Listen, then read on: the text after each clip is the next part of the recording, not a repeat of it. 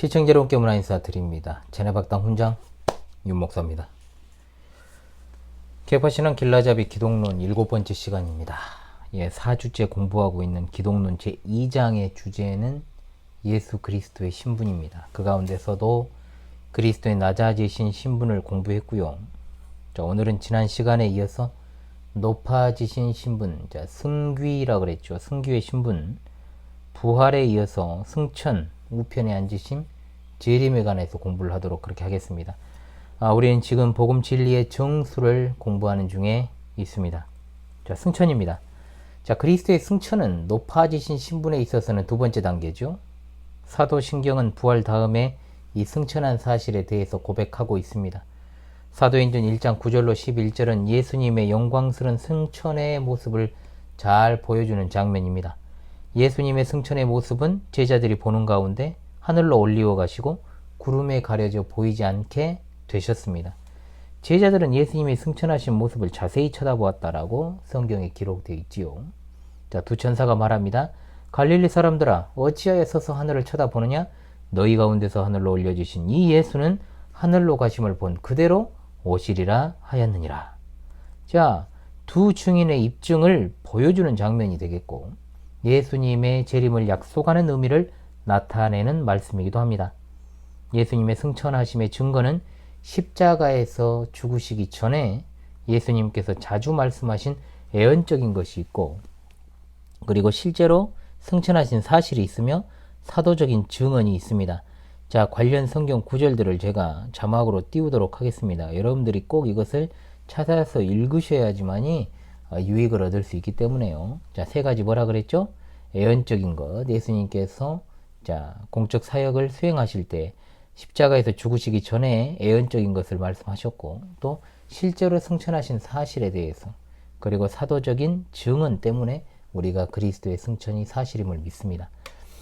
그런데 부활도 마찬가지입니다만 19세기 들어서서 예수님의 부활 논쟁과 동시에 예수님의 승천에 대해서 논쟁의 여파가 또 미치게 됩니다. 자유주의자들은 말하기를 부활이나 승천은 다 같이 사도들의 선교의 본래적 요소가 아니었다. 이것들은 말장난하는 것들인가 조심하십시오. 불투만 자주 나오는데 나중에 제가 불투만 특집을 한번 할게요. 불투만이라는 사람이 예수의 처녀 탄생이나 부활 승천 같은 기사는 예수를 숭배하던 초대교회 신자들이 만든 신화다. 이 같은 신화는 비신화되지 않으면 안 된다라고 주장을 했습니다. 비신화되지 않으면 안 된다. 그는 사실사적 예수와 역사적 예수를 구분해서 사실사적 예수는 신앙의 근거가 아니고 역사적 예수만이 중요하기 때문에 다만 신앙인의 결단이 필요하다. 실존주의적 주장을 펼치죠. 실존주의에 대해서도 한번 제가 다루겠습니다만은, 그럼 채널이 너무 좀 머리 복잡해지니까 좀 잘 생각을 해서 어떻게 하면 제가 좀 쉽게 설명을 드릴까를 제가 고민해 보겠습니다. 이후에 이제 자유주의자들이 신앙에 있어 중요한 것은 성경에 나오는 예수님에 관한 이야기들이 사실이냐 아니냐의 여부가 아니다. 그것이 상징하는 의미를 받아들이는 이른바 실존사적으로 변화를 가져온 사실을 받아들이는 것이 신앙이다. 이런 개 헛소리를 하고 있죠. 이것을 갖다가 캐리그마의 기독론이라 이렇게 부릅니다. 이것은요, 예수님의 역사성 자체를 부인하는 겁니다. 근본적으로 성경이 하나님의 말씀이라고 하는 계시성과 신빙성을 무시하는 것이기 때문에 이단 사설이죠. 언급할 가치가 없는 겁니다. 예수님의 승천은 문자 그대로 부활하신 육체가 가시적으로 눈에 보이게끔 땅에서 하늘의 장소로 옮겨가는 장소적 이동을 두고 하는 말입니다. 그러므로 어떤 신령한 자의 눈에만 보이는 환상이 아니고 불신자의 눈으로도 볼 수 있는 그야말로 유형적인 것이었음을 인식해야 됩니다. 사도행전 1장 9절로 11절의 진술은 분명하게 그리스도의 승천과 재림이 세상 모든 사람의 육신의 눈으로 볼 수 있는 사건이라는 것을 증명하고 있습니다. 그런데 루터파는 예수 그리스도의 승천을 단순하게 장소적 이동으로 보지 않고 상태의 변화로 보고 있습니다. 즉 승천을 통해서 예수 그리스도의 인성은 신성화되었다. 그리고 온 세상에 편재하게 되었다.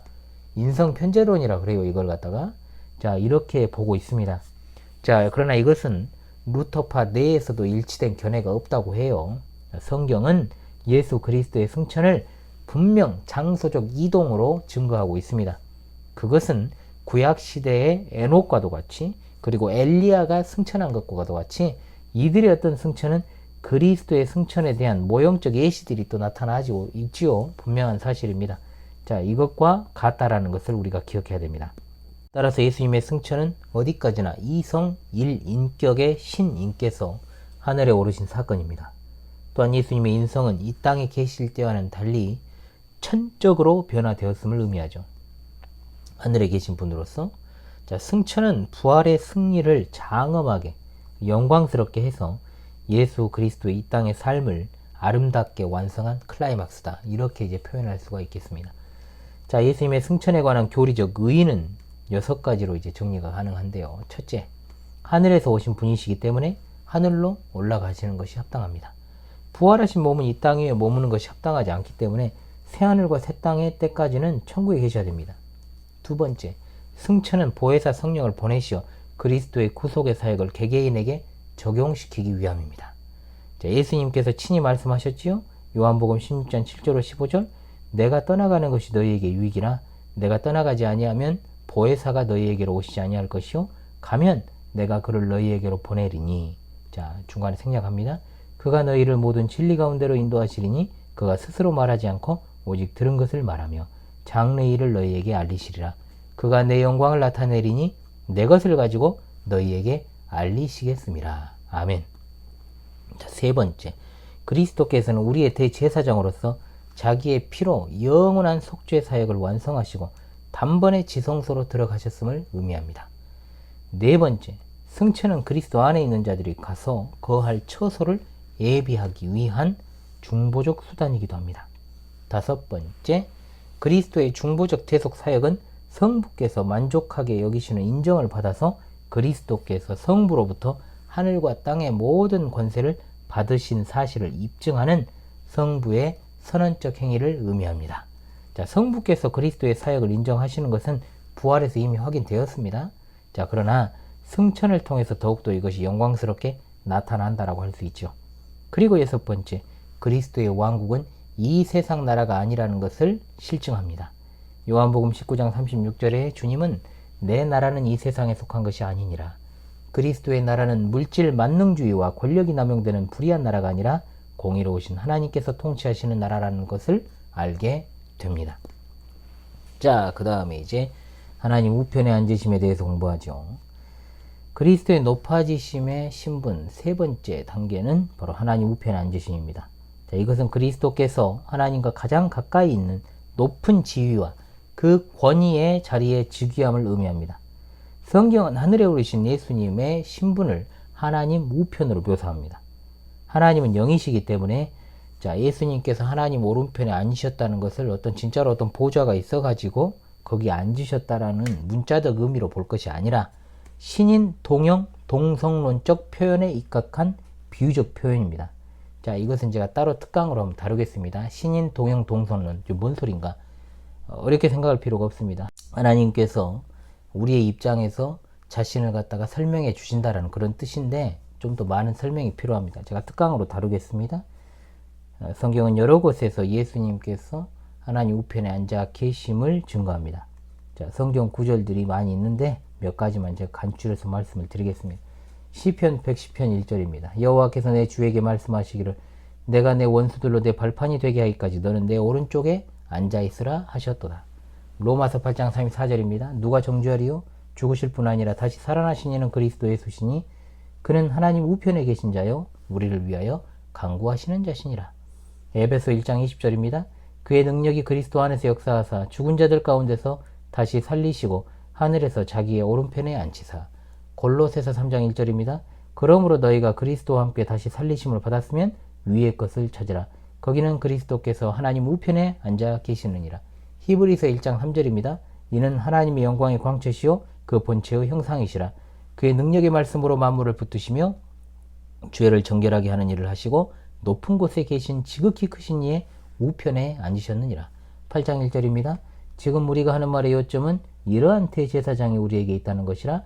그는 하늘에서 지극히 크신 이의 보좌 우편에 앉으셨으니. 10장 12절입니다.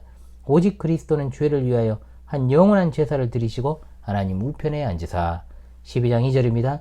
믿음의 주여 온전하게 하시는 이인 예수를 바라보자. 그는 그 앞에 있는 기쁨을 위하여 십자가를 참으사 부끄러움을 개의치 아니하시더니 하나님 보좌 우편에 앉으셨느니라. 베드로전서 3장 22절입니다. 그는 하늘에 오르사 하나님 우편에 계시니 천사들과 권세들과 능력들이 그에게 복종하느니라. 아멘. 그리스도께서 하나님 우편에 앉으신 목적은 첫 번째, 그리스도의 신적 속성과 그 권위는 본질적으로 하나님과 동일하기 때문에 천상천하의 모든 권세를 수행하시기 위함이고, 두 번째, 중보적 사역을 지상에서 모두 종결 지으신 게 아니라 재림 때까지 천상에서도 지속적으로 수행하시기 위함입니다. 천상의 그리스도의 중보적 사역은 여전히 우리가 나중에 배웁니다. 삼직, 제사장, 왕, 선지자직을 수행하는 일인데, 그것은 무엇이냐?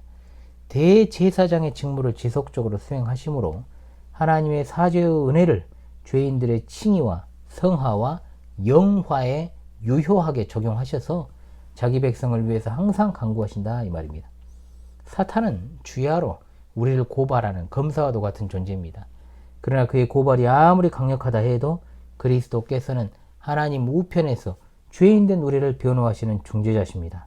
세상 법정의 변호인과는 달리 그리스도께서는 중보자로서 죄인을 대신해서 이미 법적으로 처형되신 사실을 입증해서 죄인이 무고하다는 사실을 변호하고 있는 것입니다. 두 번째, 왕권입니다.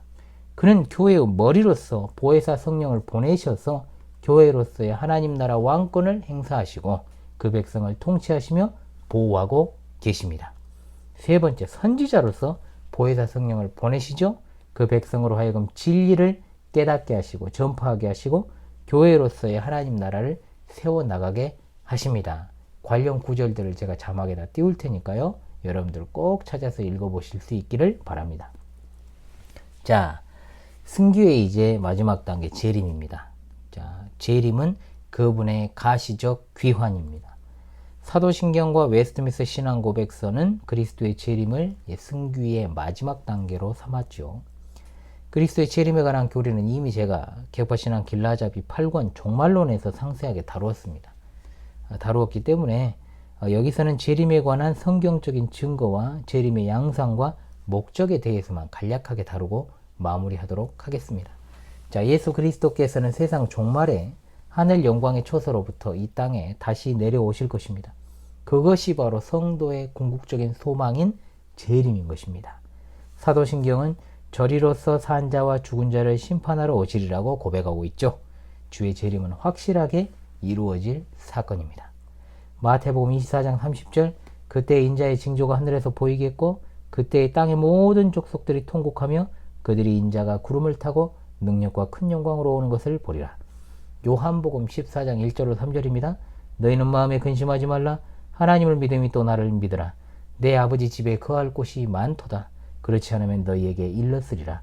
내가 너희를 위하여 거처를 예비하러 가노니 가서 너희를 위하여 거처를 예비하면 내가 다시 와서 너희를 내게로 영접하여 나 있는 곳에 너희도 있게 하리라. 아멘.